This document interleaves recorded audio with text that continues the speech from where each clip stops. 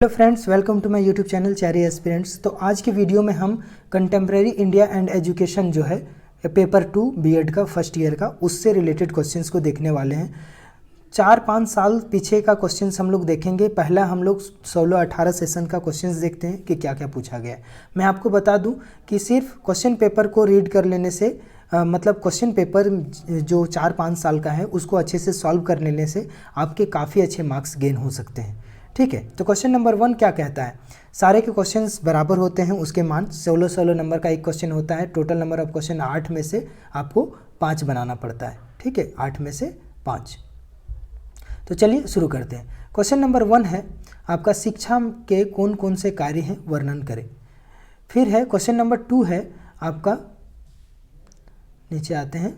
Question number 2 है, भारतीय संविधान का शिक्षा के प्रति क्या दृष्टिकोण है, इसके प्रावधान के महत्व पर विशेष ध्यान देते हुए समझाएं।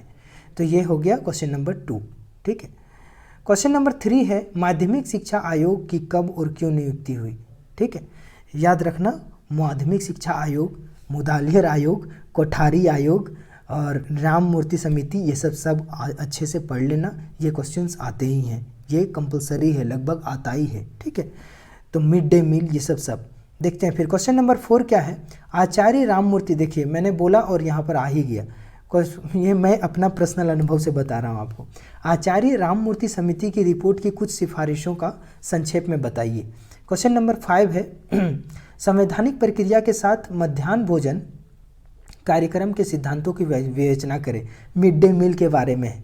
क्वेश्चन नंबर 6 है, आप देखिए कि ये हम लोग 16-18 का मतलब 16-18 सेशन का, अभी नेक्स्ट सेशन का आएंगे देखना, फिर क्वेश्चन रिपीट करेगा, इसीलिए आप इस रिपीटेड क्वेश्चन को अच्छे से कर लेना। क्वेश्चन नंबर 6 है, वैश्वीकरण तथा उदारीकरण भारतीय अर्थव्यवस्था पर प्रभाव का वर्णन कीजिए। Question number 6। क्वेश्चन नंबर 7 है आपका, हाशिए पर खड़े समूह, स्त्री, दलित व जनजातीय समूह की शिक्षा पर प्रकाश डाले। क्वेश्चन नंबर 7 ये। ठीक है, क्वेश्चन नंबर 8 है, निम्नलिखित पर संक्षिप्त टिप्पणी लिखें। दोनों पर 8-8 नंबर रहेगा इसमें। स्वर शिक्षा अभियान पहला। ठीक है, और क्वेश्चन नंबर जो ऑप्शन बी है वो है नई तालीम। ठीक है, नई तालीम, तो दोनों पर संक्षिप्त टिप्पणी लिखना है। 8-8 नंबर का दोनों है, 16 नंबर। क्वेश्चन नंबर 8 हो गया। अब नेक्स्ट आते हैं, ये 17-19 सेशन का है। ठीक है, 17-19 सेशन। अब इसमें हम लोग देखते हैं कि इसमें क्या क्या क्वेश्चन पूछे गए थे। सेम वही चैप्टर, वही आपका पेपर 2 का है, कंटेम्प्रेरी इंडिया एंड एजुकेशन का। ठीक है, क्वेश्चन नंबर 1 कहता है, शिक्षा का क्या अर्थ है, शिक्षा के उद्देश्य, प्रकृति व कार्यों की चर्चा कीजिए। क्वेश्चन नंबर 2 कहता है, ठीक है, क्वेश्चन नंबर 2 है आपका, कोठारी आयोग की नियुक्ति के क्या उद्देश्य थे, इसकी संस्तुतियों का वर्णन कीजिए। क्वेश्चन नंबर 3 है आपका, भारतीय संविधान की प्रस्तावना लिखिए। ठीक है, तो याद रखना, प्रस्तावना वही, हम भारत के लोग भारत को एक संपूर्ण प्रभुत्व संपन्न समाजवादी पथनिरपेक्ष, फिर लिख दीजिए पूरा आगे तक। ठीक है, भारतीय संविधान की प्रस्तावना लिखिए। शिक्षा से संबंधित भारतीय प्रावधानों की व्याख्या कीजिए। ठीक है, क्वेश्चन नंबर 4 है आपका कि उदारीकरण व वैश्वीकरण शिक्षा को कैसे प्रभावित करते हैं। ठीक है, 2 उदाहरणों की चर्चा कीजिए। क्वेश्चन नंबर 5 है आपका, शिक्षा का अधिकार क्या है, शिक्षा का अधिकार क्या है। क्वेश्चन नंबर 5 ये है, शिक्षा का अधिकार क्या है, और सर्व शिक्षा अभियान के लक्ष्यों व उद्देश्यों के साथ साथ इसके कार्यों की भी चर्चा कीजिए। क्वेश्चन नंबर 6 है, मध्याह्न भोजन कार्यक्रम कब और क्यों लागू हुआ। देखिए जो 16-18 सेशन में पूछा गया था, फिर से आपको 17-19 में दे दिया। मैंने बोला ना, मिड डे मील रिपीट भी करता है। तो मध्याह्न भोजन कार्यक्रम कब और क्यों लागू किया गया, इस कार्यक्रम का शिक्षा पर होने वाले प्रभाव का समीक्षात्मक मूल्यांकन कीजिए। ठीक है, क्वेश्चन नंबर 7 है, राष्ट्रीय शिक्षा नीति। देखिए फिर वही चीज़, कोठारी आयोग, राष्ट्रीय शिक्षा नीति 1986, मुदालियर आयोग, ये आता ही है, तो इसको अच्छे से पढ़ लेना। तो क्वेश्चन नंबर 7 हो गया, राष्ट्रीय शिक्षा नीति क्यों लाई गई। ठीक है, इसकी संस्तुतियों की चर्चा करें। क्वेश्चन नंबर 8 में आपको कितना क्वेश्चन है, 4 क्वेश्चन है, उसमें से 4 चौक 16, एक क्वेश्चन 4 नंबर का है।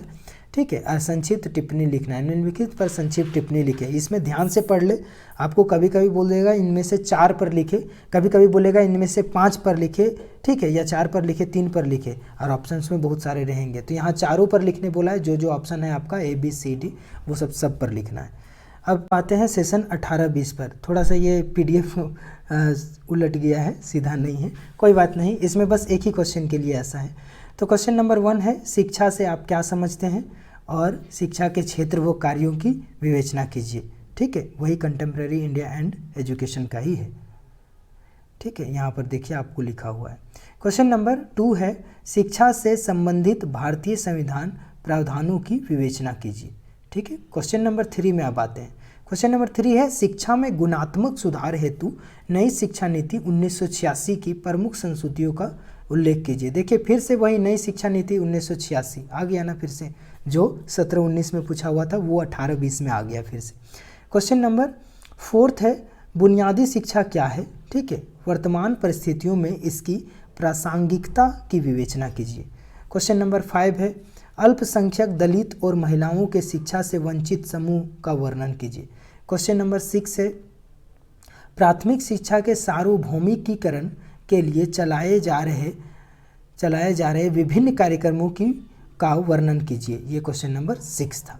8 क्वेश्चन है, उसमें से आपको 5 ही बनाना है, आप ये ध्यान रखें। क्वेश्चन नंबर 7 है, शिक्षा के अधिकार 2009 की विशेषताओं की विवेचना कीजिए। यह अधिनियम जो है वो कैसे सभी बच्चों के लिए एक समान शैक्षिक अवसर सुनिश्चित करता है। क्वेश्चन नंबर 8 है आपका कि इसमें भी वही शॉर्ट नोट्स है, सर्व शिक्षा अभियान पर, शिक्षा का वैश्वीकरण और नागरिकों के मौलिक अधिकार व कर्तव्य और भारत के प्राथमिक शिक्षा की समस्याएं। ठीक है, वो क्वेश्चन आपको शॉर्ट नोट्स है, 4 क्वेश्चन है, चारों में 4-4 मार्क्स, 4 चौके 16 मार्क्स।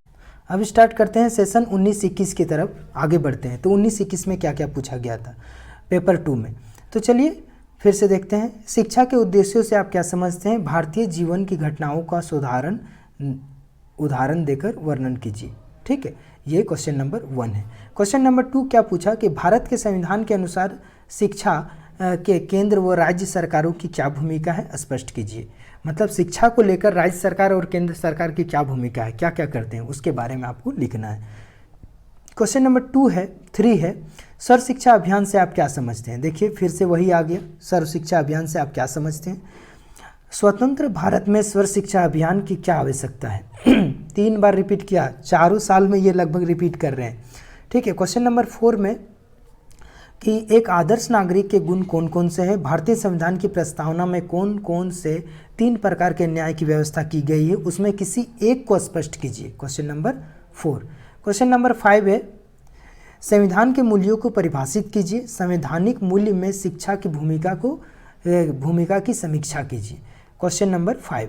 क्वेश्चन नंबर 6 है आपका, मौलिक अधिकार के कर्तव्य प्रमुख बिंदुओं को लिखिए। मौलिक अधिकार और कर्तव्य में जो उल्लेखित रचनावादी व आलोचनात्मक अध्यापन को संक्षेप में स्पष्ट कीजिए। ये क्वेश्चन नंबर 6 था। ठीक है, क्वेश्चन नंबर ये इस तरह के क्या बोलते हैं, क्वेश्चन आंसर सिविक्स वाले स्टूडेंट्स को ज़्यादा इजी होगा लिखने में, क्योंकि वो लोग सिविक्स ऑनर्स होते हैं, पॉलिटिकल साइंस ऑनर्स होते हैं, तो वो काफ़ी अच्छा पढ़े होते हैं। ठीक है, क्वेश्चन नंबर 7 में आते हैं, भारतीय संविधान में शिक्षा से संबंधित प्रावधान कौन कौन से हैं, विवेचना कीजिए। ठीक है, क्वेश्चन नंबर 8 में आते हैं, शॉर्ट नोट से वही सब में लिखना है। तो भारत में महिला शिक्षा की समस्याएं हैं, जनजातीय लोगों के मौलिक अधिकार व कर्तव्य हैं। फिर 3 नंबर समावेशी शिक्षा है, डी नंबर नई तालीम है। तो देखिए नई तालीम फिर से रिपीट किया, और समावेशी शिक्षा तो अच्छा चीज़ है। ये नेक्स्ट जो आपका पेपर है उसमें बहुत सारा क्वेश्चन इससे रिलेटेड आने वाला है। तो अब हम लोग क्वेश्चन जो है वो 19-21 का ख़त्म हुआ। तो मैं उम्मीद करता हूँ कि ये आपको वीडियो काफ़ी हेल्पफुल रहा होगा आपके क्वेश्चंस को जानने के लिए कि कौन कौन सा क्वेश्चन किस तरह का पैटर्न आता है। चैनल को लाइक करें, सब्सक्राइब करें, और आगे के पेपर को देखने के लिए आप इस चैनल पर बने रहिए। बाय, जय हिंद।